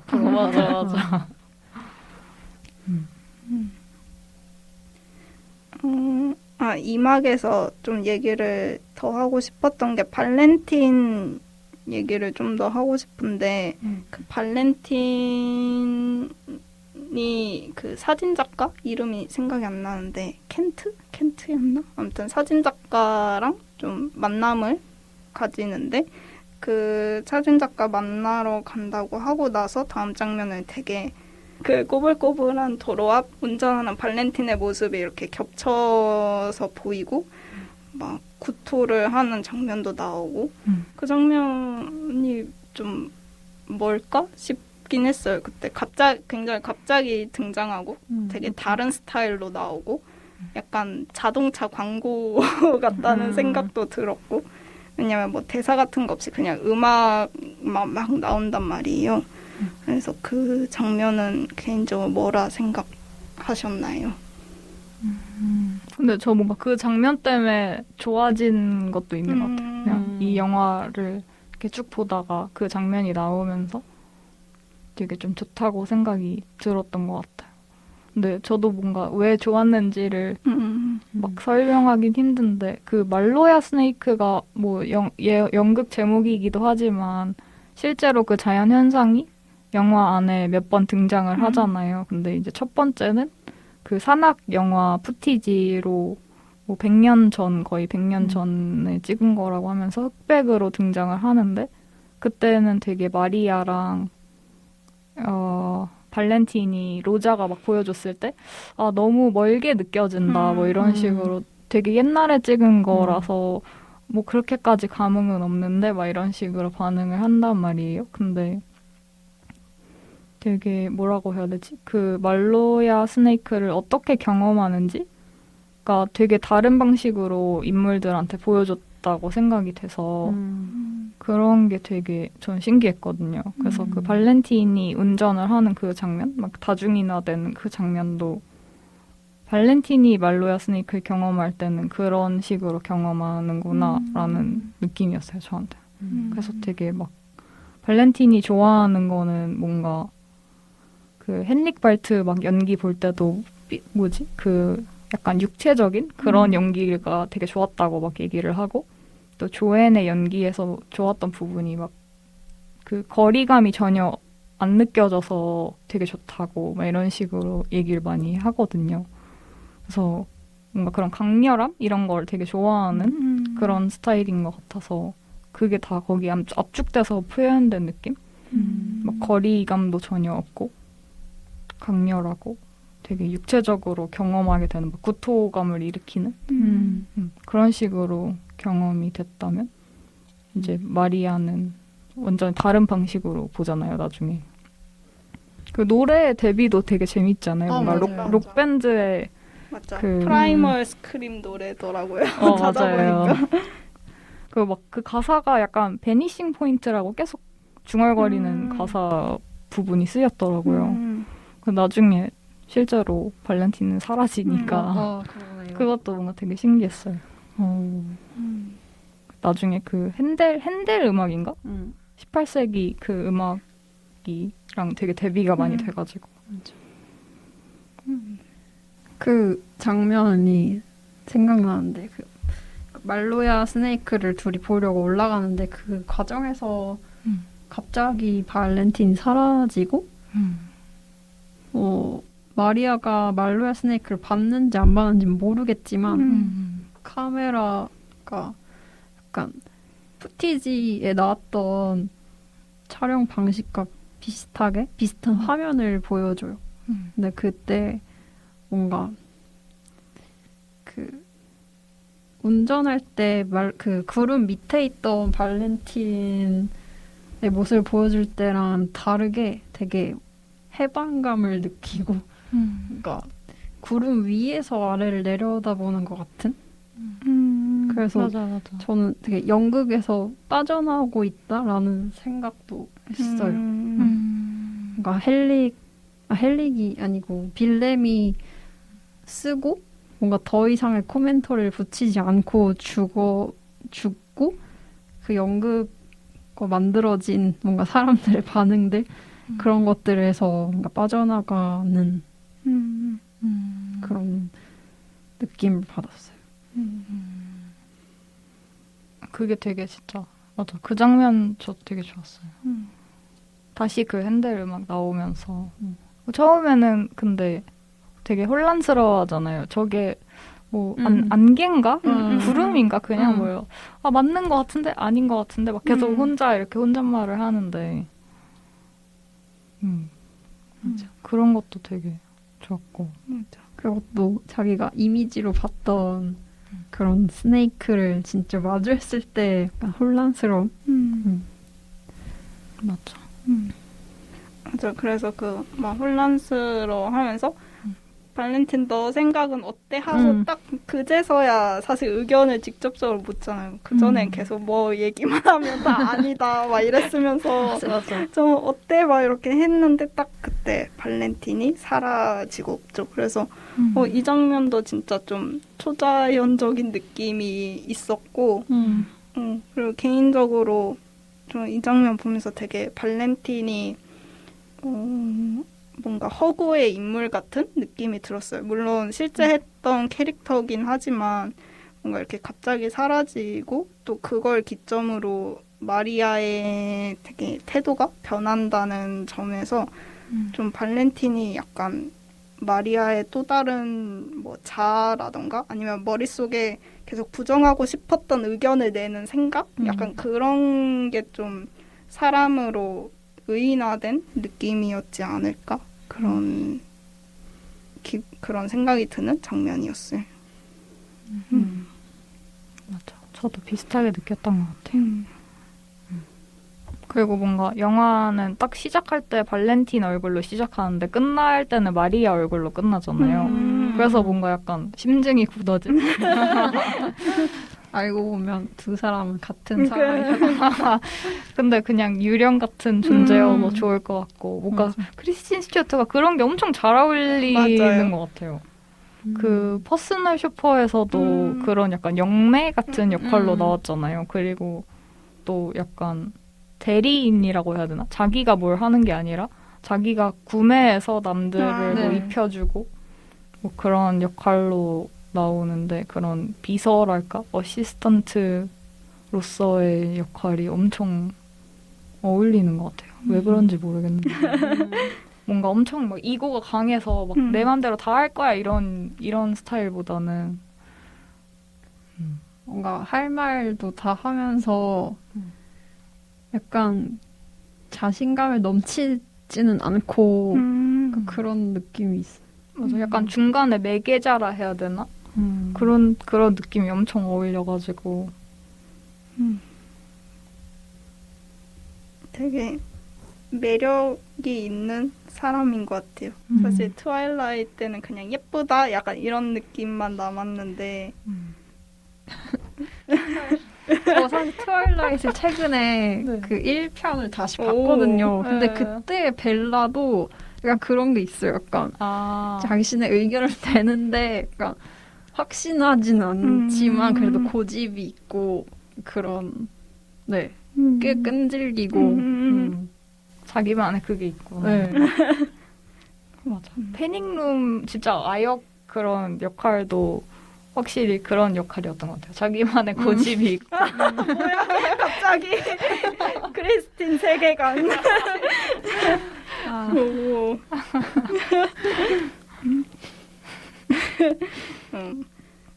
그러면 더 얘기하고 싶은 장면 있나요? 그 뭐지? 23세기 배경의 우주 영화를 나중에 에필로그에서 제안받잖아요. 신인 감독한테. 맞아요. 그래서 이제 대기실에서 그 프리미어를 앞두고 대화를 잠깐 나누는 장면이 있는데 그 장면에 대해서 어떻게 생각하셨나요? 저는 사실 이 장면 있어서 이 영화가 뭔가 정말 좋아졌는데 그게 그냥 이 영화를 볼 때 그냥 벗어나고 싶은 걸 되게 집요하게 보여주는 과정도 비중 있게 다루고 그것에서 뭔가 뛰어넘어서 그냥 진짜 말로야 스네이크 아래에 있다가 그 위에서 아래를 내려다보는 것처럼 자유로워지는 그런 지점을 같이 얘기하고 있다고 생각을 한 것 같아요, 여기서. 그러니까 여태까지 뭐 여러 과거에 대한 집착이나 나이에 대한 불안감 때문에 엄청 어려움을 겪었었는데 새로 제안이 들어온 역할은 나이가 없고 나이를 초월한 존재잖아요. 그래서 고통스러웠던 그 연극 세계에서 벗어나서 뭐 다른 세계에서 나이 없는 존재로 살 수 있다는 그 가능성 자체가 되게 뭐랄까 배우의 어려움과 장점 배우이기 때문에 가능한 여러 삶들 그리고 그런 작품들을 보면서 배우가 아닌 사람도 받아들일 수 있는 여러 가능성들을 얘기를 하는 것 같았어요. 근데 전 약간 마리아의 그 태도라고 해야 되나? 그게 약간 모호했다는 생각을 해가지고 뭔가 그 감독의 제안에 대해서 뭔가 계속 자기는 읽으면서 조앤을 떠올렸다라고도 얘기를 하고 근데 감독은 되게 자기는 조앤 같은 사람 좀 싫어한다 이러면서 막 자기는 자기가 태어난 이 시대가 싫다. 내가 왜 이 시대에 태어난지 모르겠다.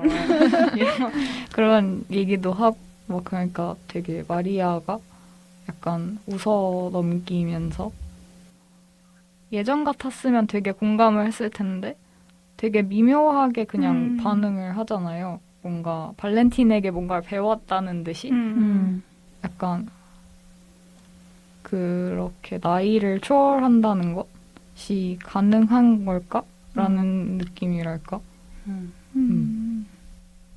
그 조앤에 대해서도 약간 존중을 보여주는 것 같고 뒤에서 그냥 대기실에서 얘기하는 거지만 뭐 조앤 똑똑하고 좋은 사람인데 왜 그렇게 말하냐 뭐 이런 식으로도 얘기하고 그래서 저는 그런 달라진 마리아의 모습이 잘 보인다고 생각이 됐는데 어쨌든 뭔가 나이를 아예 초월을 하던가 아니면 그걸 인정하고 뭔가 받아들여서 그거에 따른 스탠스를 취하던가 어쨌든 뭔가 변화가 확실히 있었다는 거를 보여준 것 같아요. 에필로그에서. 맞아. 참 보면서 제가 그 메모해 둔 것 중에 젊음이 뭐길래 점점점 저는 약간 메모에 모든 나이로 살고 싶다 그렇게 해놨어요. 맞죠. 참. 그 배가 예전에 그 하나 그리고 둘 보고 그 코멘트 맞아. 남겼던 것 같아가지고 저도 그 대사를 보면서 그게 딱 생각이 났어요. 그래서 약간 이런 그런 느낌? 맞죠. 젊음이 뭘까 생각을 많이 하게 되는 영화였어요. 근데 그 새롭게 제안한 영화가 SF고 그러니까 맞아요, 새로운 맞아요. 삶을 상상하는 SF고 그러니까 고통받았던 그 연극은 되게 전통적인 권위를 가진 작가의 작품이라는 것도 저는 되게 재밌는 대비인 것 같아요. 그러니까 맞아. 어떤 장 안에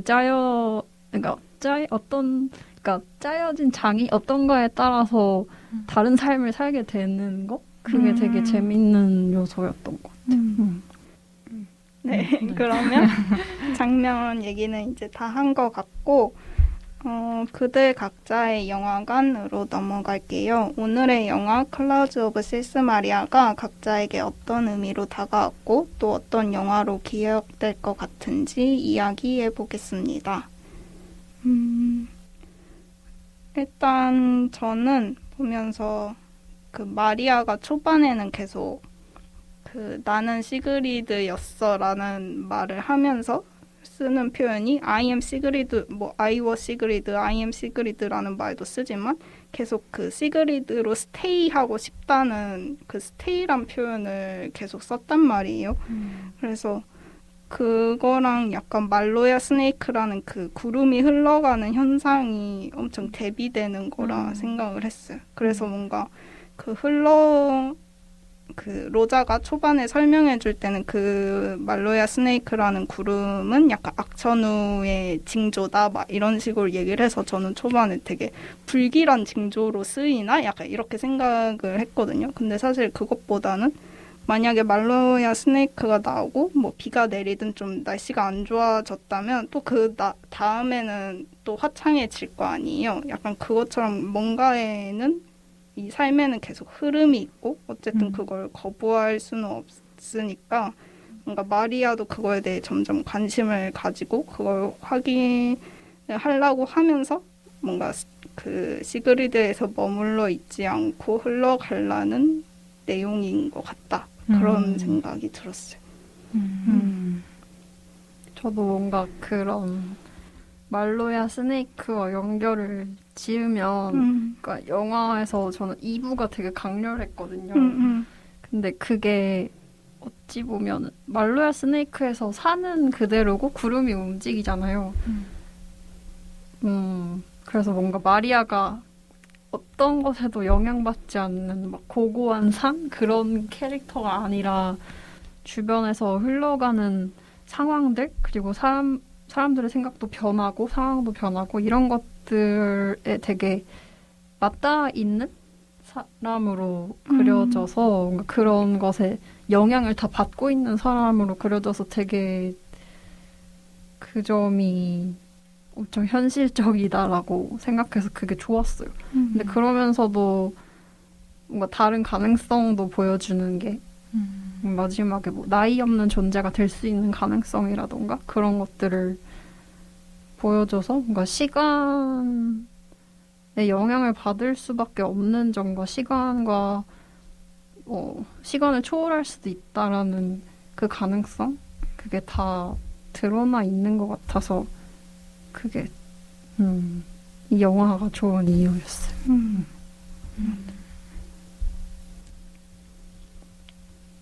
저도 뭔가 말로야 스네이크 현상에 대해서 생각하게 되는데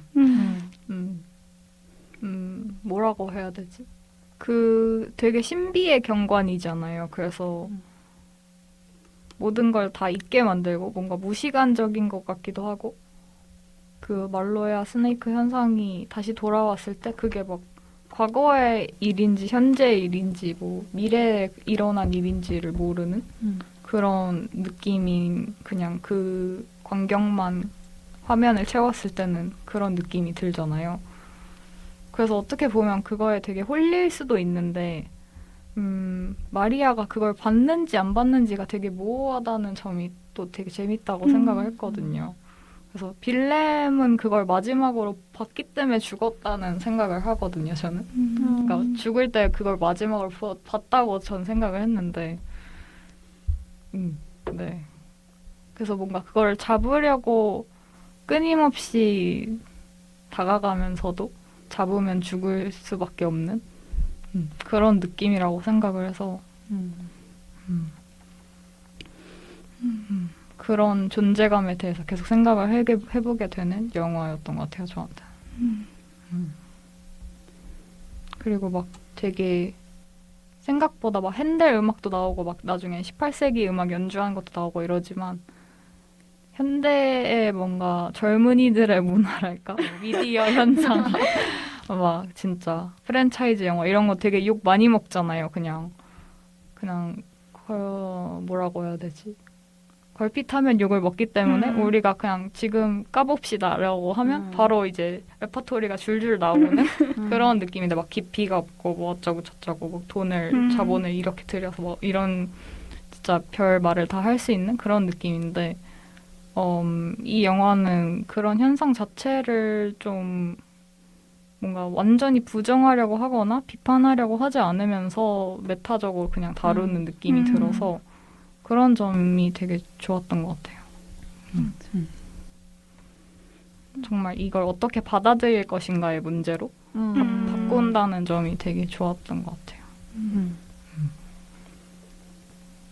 올리비에 아사야스 감독 영화 보면 영화를 많이 사랑한다는 느낌? 그런 느낌이 들어요. 그러니까 뭐 내가 만든 이 작품을 사랑한다 이것보단 그냥 영화라는 매체들에 관심이 많고 사랑을 한다는 그런 느낌이 많이 듭니다. 그러면 이제 슬슬 마무리를 해볼게요. 오늘 녹음 어떠셨나요? 다들? 사실 녹음을 준비할 때 영화를 이렇게 두 번째 보고 머리가 너무 아픈 거예요. 그래서 낮잠을 잤어요. 근데 자고 나니까 생각이 그냥 정리가 잘 되더라고요. 그래서 뭔가 그만큼 되게 말하고 싶은 내용? 뭔가 생각이 정리가 잘 되진 않는데 뭔가 맞아. 이 세계를 되게 잘 담고 있다라는 생각을 해서 그걸 어떻게 전달할까 이런 생각도 많이 했던 것 같고 그래서 이번에 얘기하면서 같이 풀어나가는 과정이 뭔가 여전히 더딘 느낌이 제 스스로 더딘 느낌이긴 하지만 되게 의미가 있었어요. 그 알프스에서 발렌틴이랑 마리아가 낮잠 잔 거 생각나네요. 애기 염소가 와서 깨워주고. 맞아요. 그 뭐지 과일 사과랑 샌드위치 맞아. 먹던 것도 샌드위치를 아주 질겅질고. 심지어 그 락앤락통에 담겨져 있고 맞아. 랩으로 싸고 그것도 너무 현실적이에요. 나물은 오늘 녹음 어땠나요? 저도 이 영화 되게 좋아하는 영화라 원래 약간 좋아하는 영화를 할 때 좀 더 망설이게 되는 게 있는 것 맞아. 같아요, 항상. 그래서 퍼스널 슈퍼 때도 저는 막 그것도 엄청 좋아하는 영화인데 하지만 어떻게 말해야 하지? 막 이런 느낌이었거든요. 근데 이 영화도 진짜 마찬가지였는데 그래도 두 분의 생각과 함께 들으니까 더 재밌어진 것 같아가지고 너무 좋았습니다. 저도 사실 저희가 다시 보기 코너에서 보통 장면을 이렇게 딱 집어서 얘기하는데 이 영화는 뭔가 딱 찝는다기보다는 엄청 이 흐름이 어떻게 진짜 말로야 스네이크처럼 정말 이게 어떻게 흘러가는지 약간 그거를 좀 타면서 얘기를 해야 되는 영화 같아서 사실 리허설 할 때도 도대체 무슨 장면을 내가 집어서 말해야 되지 엄청 그 고민을 했거든요. 근데 막상 이제 녹음하면서 그냥 이렇게 흐름대로 얘기를 하니까 훨씬 잘 풀어진 것 같아요. 그래서 이것저것 뭐 그런 배우에 대한 생각 아니면 나이듦에 대한 생각 등 되게 다양한 생각도 할 수 있었던 것 같고 뭔가 아사야스 감독님 영화는 혼자 보고 혼자 이해하기는 약간 무리가 있다는 느낌도 저한테는 들어요. 뭔가 느낌은 오지만 이걸 그 느낌이 뭔데 표현해봐 하면은 솔직히 잘 못하겠는? 좀 그렇단 말이에요, 저한테는. 네, 이렇게 얘기를 같이 하니까 좀 더 편안한 마음이 드네요. 그럼 더 하고 싶은 말 있나요? 그냥 갑자기 떠오른 건데 그냥 감독님이 작업할 때 그러니까 작품이 나한테 온다? 라고 말을 하더라고요. 그런 말처럼 뭔가 저희가 이 영화에 대해서 얘기하는 것도 뭔가 이걸 말해야지 하고 딱 말을 이렇게 정리된 거 꺼내는 게 아니라 뭔가 점점 오고 있는 느낌이 들어요. 얘기를 하는 과정 안에서 약간 이렇게 맞아. 불러내기를 계속 끊임없이 하는 것 같다. 그런 생각이 들었어요. 맞아.